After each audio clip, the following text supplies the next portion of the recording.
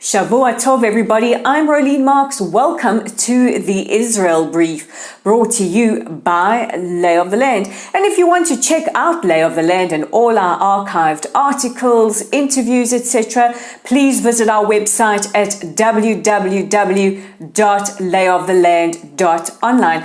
But the Israel Brief is the place that you come to every Monday to Thursday to find out what's happening in the state of Israel. And we begin with a really significant historical event. So historical, I almost forgot my words there for a second. Israel has welcomed the Crown Prince of Iran, Crown Prince Reza Pahlavi, to the country. The Crown Prince was welcomed earlier today by Intelligence Minister Gila Gamliel, and he is here in Israel to build bridges between the Israeli people and the Iranian people. Israelis have no quarrel with the Iranian people, just the regime that seeks to annihilate us. Now, he is the son of the Iranian Shah, who has been exiled and is the most senior Iranian official ever to visit the state of Israel.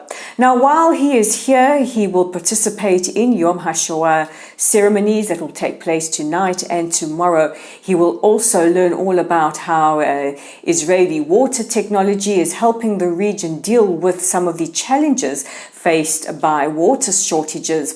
He will meet with the Baha'i community. They are up in Haifa. Baha'i religion is banned in the current Iranian regime, and also meet with a whole host of different communities and officials while he is here. This is hugely historically significant and so moving. We are so thrilled to welcome His Royal Highness the Crown Prince of Iran. Now, over the weekend, the Moody's Investor Service downgraded Israel's credit rating. This is quite serious. They cited the disruptions or the deterioration of governance and alleged that the plans to overhaul the Supreme Court are a large contributing factor to this. Now, economists have been warning for months that any overhauling or any reforms of the Supreme Court could have a detrimental effect on Israel's economy. The Finance Minister Bezalel Smotrich and Prime Minister Benjamin Netanyahu dismissed the downgrade, saying that Moody's don't fully understand the need for reforms or the clauses in the reform proposals at all. And Bezalel Smotrich said that, God willing, with God's help, the economy will be just fine. UN Special Rapporteur for the Palestinian Territories, Francesca Albanese, yes, her again, has been at it. Well, yes, yet again. Last week, we brought you the horrific and heartbreaking story of the murders of Lucy, Maya, and Rena D. Now, tweeting as she is prone to do, Albanese tweeted out that Israel has a right to defend herself but cannot claim it when it comes to the people that Israel occupies or colonizes. Now, the implication of this is that Israel has no right to defend any Jews killed by Palestinian terrorists. Now, of course, many of us have taken huge exception to yet another anti-Semitic tweet by Albanese, and the Minister of Diaspora and Combating Anti-Semitism, Amichai Chiklis, has written a letter to the United Nations Secretary General calling for the dismissal of Albanese. She has hit out by saying that Israel has killed thousands of Palestinians and cannot make this kind of request.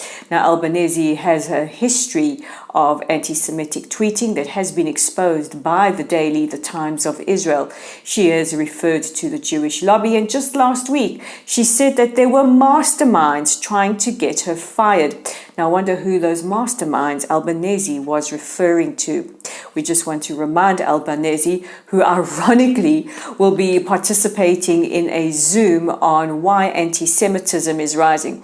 Maybe, Francesca, you have something to do with that. Meanwhile, the ILF, the International Legal Forum, have launched a petition also addressed to the United Nations calling for her dismissal. If you do see that petition circulating, please add your name. And finally, in a few hours, Israel will start to commemorate Yom Hashoa. This is Holocaust Memorial and Martyrs Day. Now, Israel marks it differently to International Holocaust Memorial Day. This is a day specifically focused on the Jewish victims of the Holocaust and coincides with the start of the Warsaw Ghetto Uprising. Now, this year's theme by Yad Vashem, that is the National Holocaust Memorial and Museum, have allocated that it is 80 years since the Warsaw Ghetto Uprising, an astonishing march of time.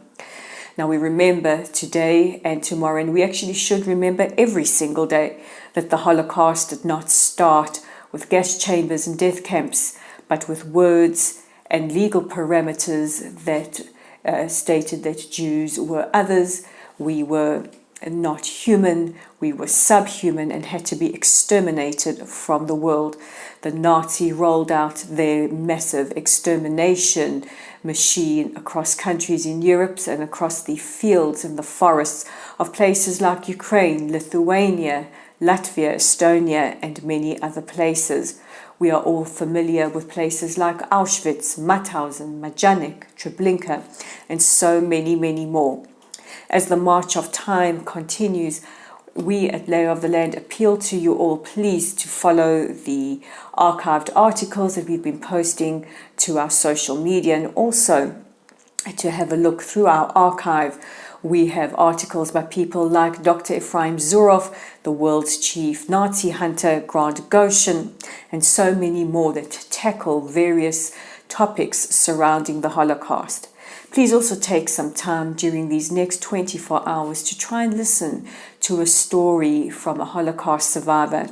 Never before has it been more important to bear witness to their experience and what they went through, and to teach the next generations.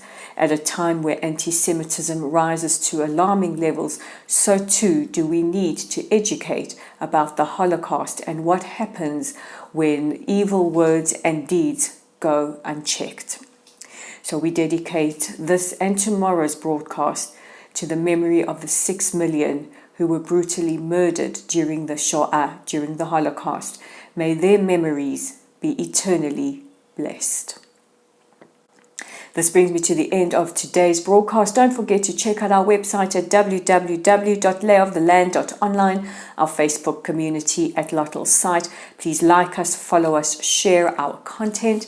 Our YouTube channel is at the Israel Brief. Please click on the red subscribe button, like and share our content. And we're on Twitter at Lay of the Land. You can follow us there. I'm Roly Marks. This is the Israel Brief, and we'll check in with each other tomorrow.